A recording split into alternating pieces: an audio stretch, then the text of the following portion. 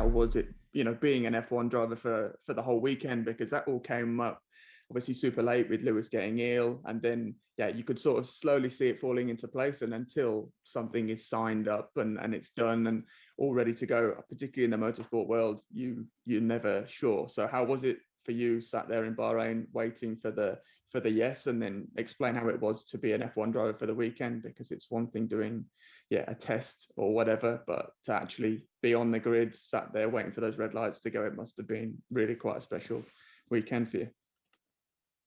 Yeah, no, it was, obviously. I mean, so going back to the start, obviously I heard the news that Lewis got COVID on Tuesday morning, I think it was. And I didn't really think anything of it at the time, because I'd always known the structure in terms of reserve drivers was that Mercedes have their guys, which I think are Van Dorn and Gutierrez.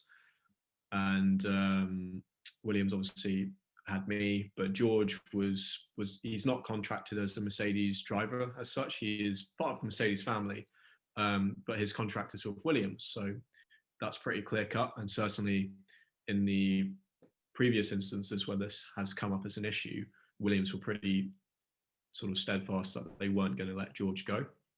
So I didn't think anything of it. But then later on Tuesday, I actually just started messaging George just to see what was the situation, because I saw some rumors flying around, and we started talking, and he was saying he was trying to make it happen and trying to get in that Mercedes seat, because obviously that would have been an amazing opportunity for him as well. So I started, talking to people at Williams, and it turned out that it was being talked about. There were lots of phone calls going back and forth on that afternoon, and a lot of waiting around as well. And eventually on Tuesday night, Simon from Williams, who was team principal, basically said, look, we're not going to know until the morning. We've got some paperwork to do and sort out some legal issues, but it looks like it could happen, but I'll tell you in the morning. So then I had to try and sleep, wondering whether I was going to make my F1 debut. Happen, is it? Yeah.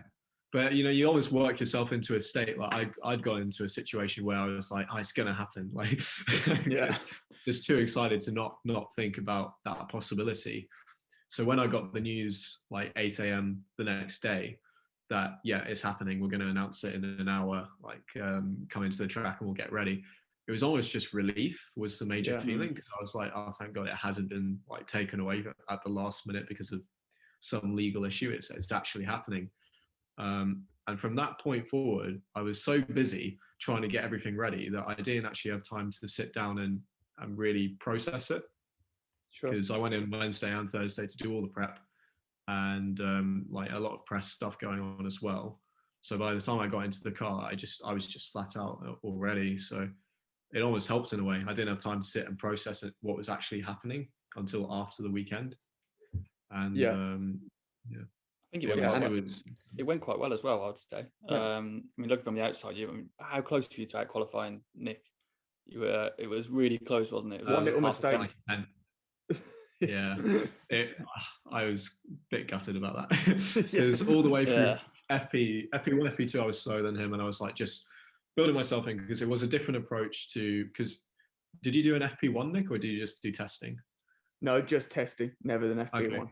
Yeah, because I've done one FP1 as well, and that for me was like a completely different experience, because you've got 30 laps, including all the cool downs and out laps, to like get up to speed and show that you can do something, which is mental.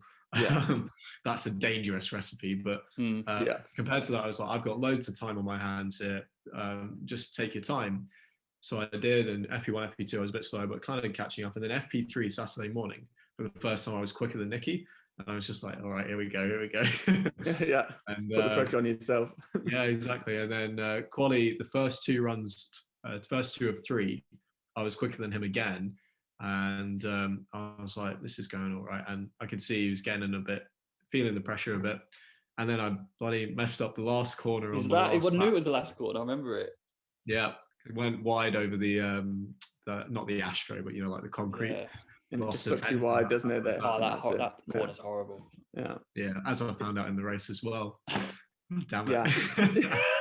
Yeah, that one bites hard, because Alex Albon had his big shunt there, right? In FP1 or two.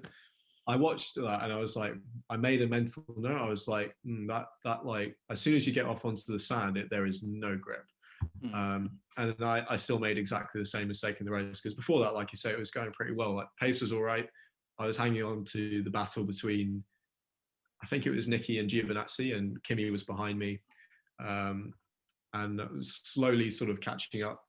And I just pushed it a little bit too hard. And I got onto the curve on the exit, and I thought, rather than hold this and try and pull it back in, I'm just going to open up the steering a little bit so there's no chance of the rear kicking out. And I went wide, all four wheels onto the concrete, and it just snapped. And I was like, gone. So yeah, really lucky, obviously, that I still managed to finish. But that was a big mistake of the weekend. Other than that, I was mega happy with how it went. It was really, really. You should solid. be. I think you should be as well, because to be thrown in it, although if you've done some testing, like I said, an F1 race weekend is super difficult, and you're being watched. You're being scrutinized by everyone. TV is actually following it, whereas in a test they don't.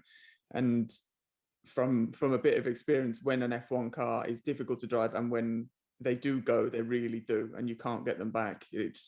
They're that aero now that if even if you haven't done enough yaw angle, then you'll stall the wings, and that's you're off. And also the tire, I think for 2020 was peakier, and it is again for 2021 from Pirelli in terms of actually slip angle capabilities. So when it goes, that's it. They're moving a lot more in that direction for sure, because the aero and, like you say, the tires, everything is moving towards being less forgiving. Yeah, and I think 21, speaking because I know a lot of people from different teams as well, and speaking to them about the direction that their cars are going in, it sounds like everyone on the grid is going to have to deal with that sharper drop off as soon as you get a little bit of slip coming in, and the car's running a bit of yaw compared to the wind. You're going to be in big trouble. So it's really, really knife edge stuff. Yeah, it's super. You're still the reserve driver for this year, aren't you? TBC. Oh, TBC. we can't get the inside exclusive. Yeah. If you do, I'm kind of in a position in terms of FE in the same way, but like we saw towards the end of last year, and with Hülkenberg as well earlier in the year, it's kind of the time to be a reserve driver anyway. You might get you go again. Yeah, you never know. As careful as people want to be, you just can't discount when you're traveling through airports and planes and all of that stuff. You never know what could happen. No, it can easily bite you. Have you had it? I haven't, as far as I know. I'm still testing fairly regularly to be able to do simulator stuff, which is quite a nice peace of mind actually. But like I mentioned I'm feeling a little bit under the weather right now, and I did have that moment of panic, like, oh, I did go here the other day and I touched that.